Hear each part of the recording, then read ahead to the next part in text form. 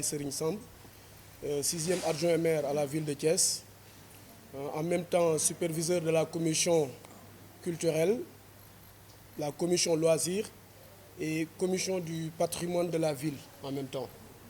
Donc li may def rek très rapidement mooy ñëw ci li nga xam ni moo ñu fi dajale tey bu ñu seetloo fan yi ci ginnaaw wax bari na lool ci Thiès jëm ci fii ñuy woowe auditorium nga xam ni mooy titre foncier numéro 6000 indi coow boo xam ni xaw na jéggi dayoo jaaxal nit ñi lool yàlla dogal nag ñun ñu jóg ànd ak acteurs culturels yi nga xam ni ñoo nekk Thiès ak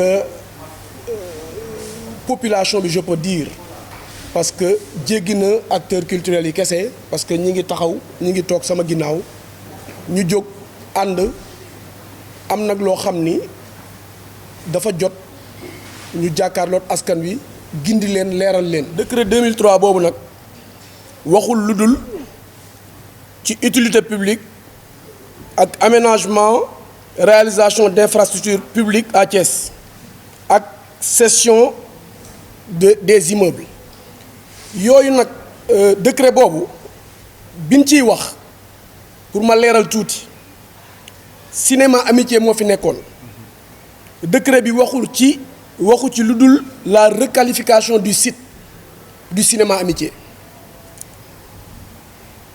cessation yi ci am titre foncier yi concerné wul titre foncier bi nga xam ni mooy numéro 6000 bi nga xam ni mairie ville moo ko moom ma leen di rappeler ni le 28 juillet bi passé mairie ville dem na ba aux impôts et domaines mu def ay recherche am def demande de l'état de droit réel du titre foncier ñu gis ni jusqu'à aujourd'hui le titre foncier appartient à la mairie de la ville de Thiès am na loo xam ni nag dama foog ni tooñ la César li mu moom dañ ko war a delloo. Le maire de la ville par le biais de son conseil municipal a voté pour la construction du bibliothèque municipale dans l'enceinte de l'auditorium loolu voté nañ ko ba pare te xam nga lu conseil voté moom kenn waxatu ko mais ñun dañoo romb loolu ñun on ne parle pas de cette bibliothèque on parle carrément du TF 6000 que mu delluwaat ci doomu Thiessois yi ko moom dafa war a dellu ci doomu Thiessois yi autorités yi fi nekkoon en 2003 ñi ngi fi ba tey ñu am ay responsabilités on les interpelle ñoom xam nañ ni ñoo ko abale woon man je ne pense pas que c'est le président de la République qui l'a fait parce que en 2003 Macky Sall n'était pas encore président donc c'est pas le président de la République nanu interpeller autorités yooyu nga xam ni c'est des Thiessois qui sont là aujourd'hui et qui nous représentent au sommet ñu interpeller leen encore une fois ñu régler le problème bi ci lu mu gën a gaaw je vais me répéter parce que Dado wax na ko ba pare amuñu Grand Théâtre amuñu CICES amuñu Sorano mais am nañ auditorium bii nga xam moom lañ tuddee auditorium te waru ko tudd sax parce que c'est le palais des congrès mu leer ñu xam ni mën nañ ko jot lu nekk édifice bu nekk mën nañ ko fi def mu jariñ Thiessois yi donc sunu mbokk journalistes yi kàddu gi mi ngi noonu lii benn action la bu nu posé gul li ci des mi ngi ci sunu kanam di ñëw nan jàpp ni danseurs yi sax ñu ngi fi toog fii nous sommes très bien représentés animateurs de rajo yi ñu ngi fi toog couturiers yi ñu ngi fi toog ñi nga xam ne ñi ngi liggéey ay objets d'art ñi ngi fi toog les rappeurs sont là donc nan jàpp ni monde culturel bi yépp a représenté am na ñoo xam ne ñu ngi ci yoonu Dakar bi ñëw egseegul mi ngi ci yoon bi ñëw ay jàngkat lan ñi ngi ñëw parce que xam nañ ni soxla nañ salle te amuñu ko biir Thiès donc yitte la pour tous les Thiessois ñi ngi leen di remercier jërë ngeen jëf. ginnaaw bi ñu leen nuyoo yéen waa presse bi di rafetlu seen teewaay ci li nga xamante ni déjà collectif bi ñu taxawal muy Thiès bi nga suñu patrimoine taxawal nañ ko ñu ngi leen ciy gërëm di leen sant ci teewaay bi nga xam teew ngeen ko massivement maa ngi tudd Modou Sarr ñu gën ma xam ci Massar acteur culturel rek laay yem parce que tey kaddu bi may jëluma ko ci benn corporation jëluma ko ci benn secteur je parle au nom de tous les acteurs du secteur de la culture et de l'artisanat ñoom ñëpp la ñuy boole ci même cause bi parce que ñoo bokk lu ñuy xeex gannaaw bi ñu defee tamit jàngat toog seetlu mu yàgg a nekk suñu mbëbët que ne espace bee nekkoon amitié doon symboliser ni ko Galaw waxee diversité culturelle yu bëri doon symboliser foo xamante ni c'est-à-dire souvenir la gannaaw bi ñu ko jëlelee foofu nit ñi dañ leen fay andil lu gën pour li ngeen fa daan def ngeen continuer mën ko def ñu rafetlu woon ko lool ñu gis ne chantier yi amoon na blocage ci ay problème politique ñun ñëwuñu fi pour ay affaire politique intéressé wuñu li ñu intéressé mooy cadre bi nga xamante ni acteurs culturels yi dañ ko yàgg xaar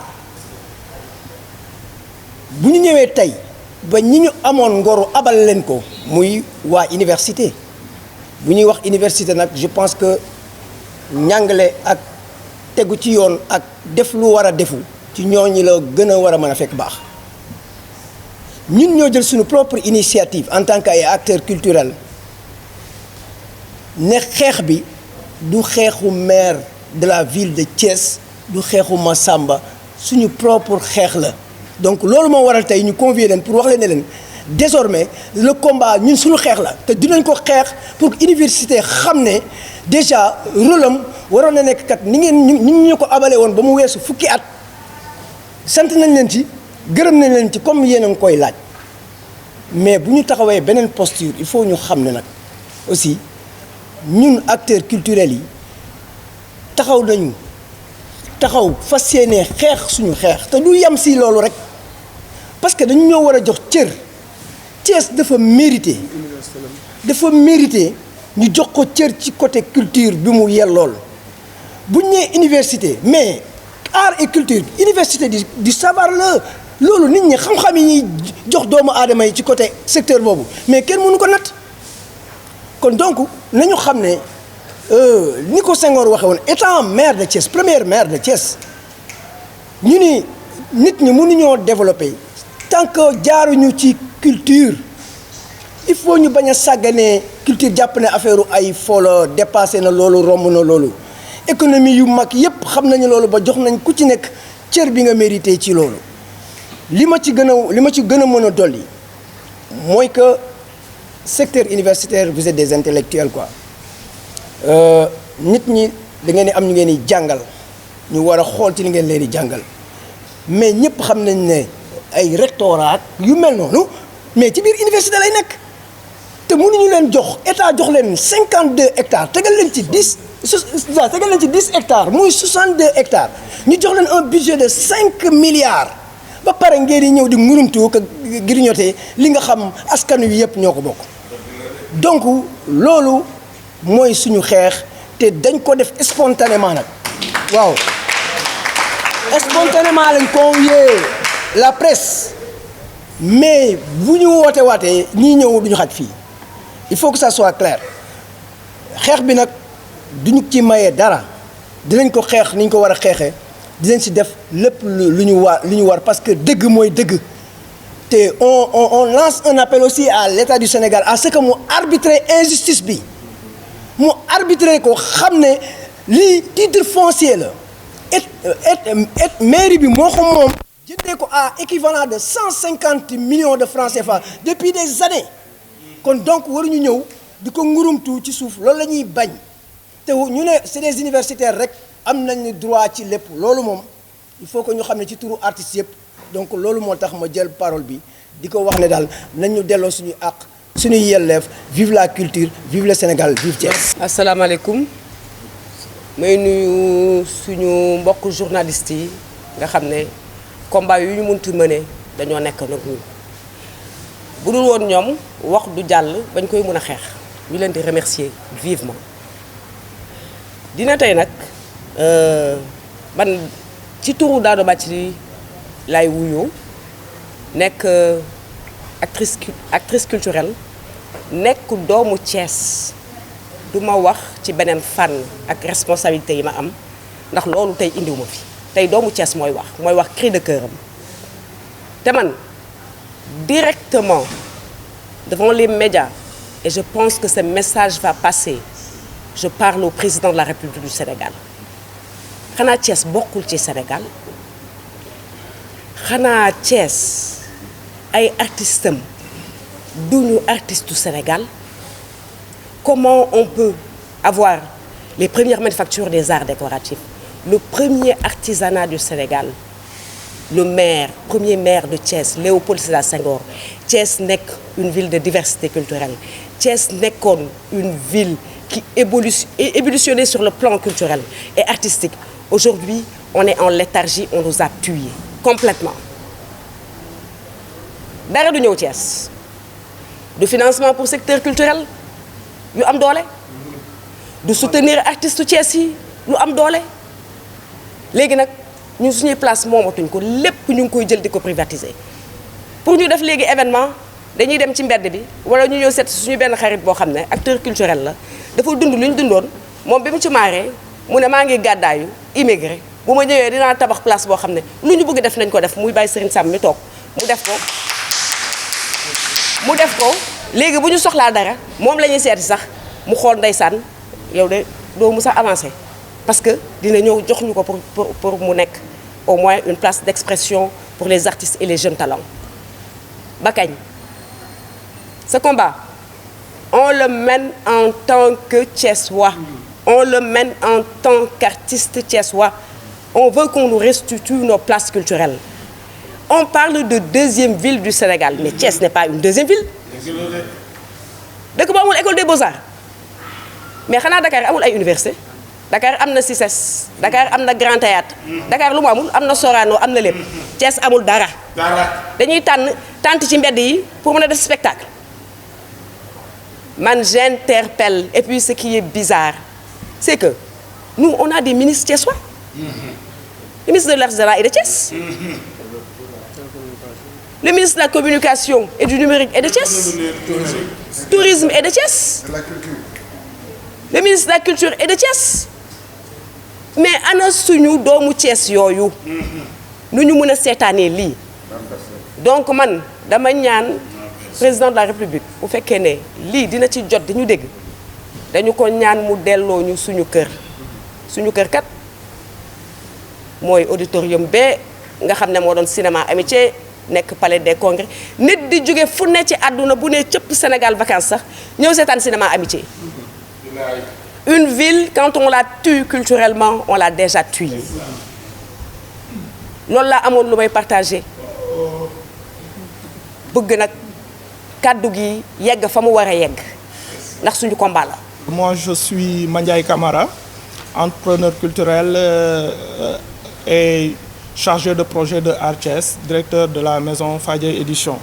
Alors, ce qui nous réunit aujourd'hui ici, Baye Serigne l'a briefé tout à l'heure. Donc, il s'agit d'un espace faisant partie d'une activité globale. Et quand je parle d'activité globale, je reviens à la résolution du conseil d'administration de l'Université de Thiès numéro 1/2022 du 18 août 2022 en réponse à la lettre du maire qui réclamait les bâtiments Auberge des Jeunes et Palais des Congrès.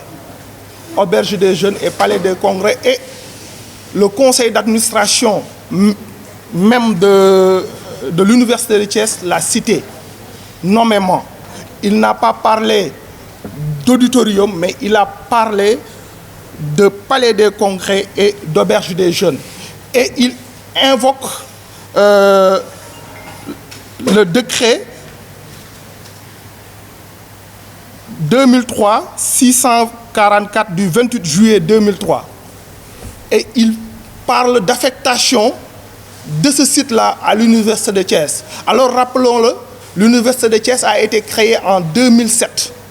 Comment une loi qui prévoit quelque chose en 2003, l'université peut-elle réclamer, autant pour moi, que cette affectation lui a été faite par cette loi-là, ce qui est incongru. L'autre chose, c'est que je vous rappelle cette loi-là, le décret 2003-644 du 28 juillet 2003 déclarant d'utilité publique et urgent le projet d'aménagement et de réalisation d'infrastructures publiques à Thiès.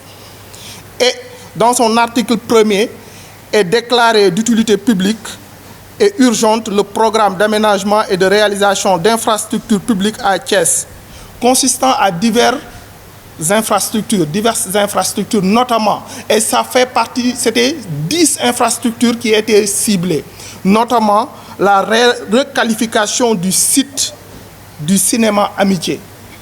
Le décret parle juste de requalification du site du cinéma Amitié. Il n'a pas abordé de réaffectation pour l'université de Thiès. Donc c'est ce que, sur le point juridique, qu'on voulait venir.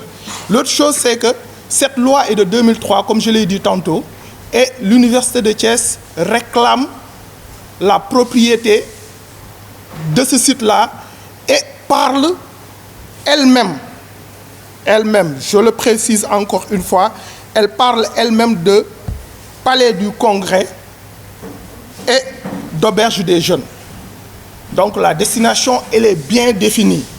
Comment maintenant il peut y avoir une autre expropriation, d'autant plus que déjà il n'y a pas d'autre décret d'expropriation et l'expropriation, notons-le, est encadrée par une loi spécifique. Donc c'est sur ce point-là qu'on interpelle les populations pour leur dire que ce site-là appartient aux acteurs culturels et sa destination était pour les acteurs culturels.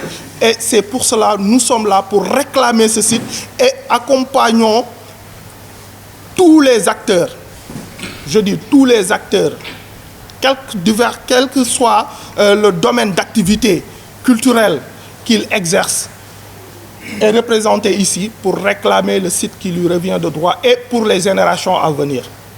Je vous remercie. Je me nomme Amadou Gallo Fall, aussi connu sous le nom d'Amel Amadou Habibi Fall, acteur culturel, entrepreneur culturel et aussi formateur. Donc, il faut commencer par dire que la troisième mission régalienne d'une université est le service à la communauté et non se servir de la communauté. Et ce que nous avons vu est que la communauté a prêté un bâtiment et son terroir à l'université de Thiès et que l'université de Thiès veut être plus royaliste que le roi. Donc la communauté thiessoise réclame son dû. Il nous faut nous réapproprier ces bâtiments-là parce que nous-mêmes, nous avons été formés autour de ces bâtiments et dans ces bâtiments. Qui se rappelle du cinéma Amitié, qui nous donnait des documentaires, nous donnait des films éducatifs, qui nous donnait des concerts, qui nous donnait des symposiums, des conférences. Pour avoir accès à l'auditorium, et je mets des guillemets, il faut tout un arsenal administratif qu'un Thiessois de base ne peut pas se permettre. Déjà, l'apport financier qu'il faut pour avoir accès à l'auditorium de Thiès, et ça nous avons des preuves parce que nous tous, nous avons essayé d'organiser des événements culturels là-bas, mais c'est comme si on mettait une barrière sur cet édifice qui nous appartient, nous Thiessois. Donc parmi nous, il y a des universitaires, parmi nous, il y a des commerçants, parmi nous, il y a des acteurs culturels, parmi nous, il y a la population thiessoise, il faut le dire. Parce que ce combat, ce n'est pas l'université contre la population, non. C'est une injustice qu'il faut réparer. Nous avons été assez loyalistes, nous avons été assez courtois de leur avoir laissé ces bâtiments-là pendant plusieurs années, sans broncher. Je vous rappelle que nous tous, nous avons été acteurs ici de la conception du grand festival Kaay Thiès, qui a eu lieu ici. Même ce festival, qui est sous la tutelle de la mairie, n'a pas pu avoir accès à ces bâtiments. Donc, pour vous dire la gravité de la chose, donc, une université a pour objectif principal de vraiment s'insérer dans la population. la population thiessoise doit se sentir dans l'université sénégalaise de manière générale. Nous devons avoir accès, par exemple, à ces documents qui sont publiés, que ce soit des mémoires de fin d'études, des mémoires de master, de thèse, etc. Mais la population thiessoise ne peut pas avoir accès à cela. Et le projet qui est prévu sur ce site, qui est porté par la mairie Thiès-Ville, est très ambitieux. Ce projet nous donne accès au savoir universel. On n'est plus au temps où le villageois n'a pas accès au savoir, c'est juste celui qui a été à l'école qui doit bénéficier de ce savoir. On n'est plus à ce temps-là. Le temps est révolu. Maintenant, la médiathèque qui doit être conçue là-bas, plus qu'une bibliothèque, parce que dans une médiathèque, vous avez une bibliothèque, vous avez un serveur qui peut vraiment emmagasiner tout ce qui est accessible comme document académique ou littéraire ou culturel. Mais cela va servir la population thiessoise. Cela va servir d'abord à la population de se connaître d'abord, parce que la population thiessoise doit savoir quelle diversité il y a ici. Nous avons toutes les cultures du monde ici, n'est-ce pas? Donc, nous devons avoir un lieu qui catalyse cette diversité culturelle à travers une procédure accessible, à travers une institution gérée par la population. Et qui représente la population? C'est la mairie, l'autorité territoriale.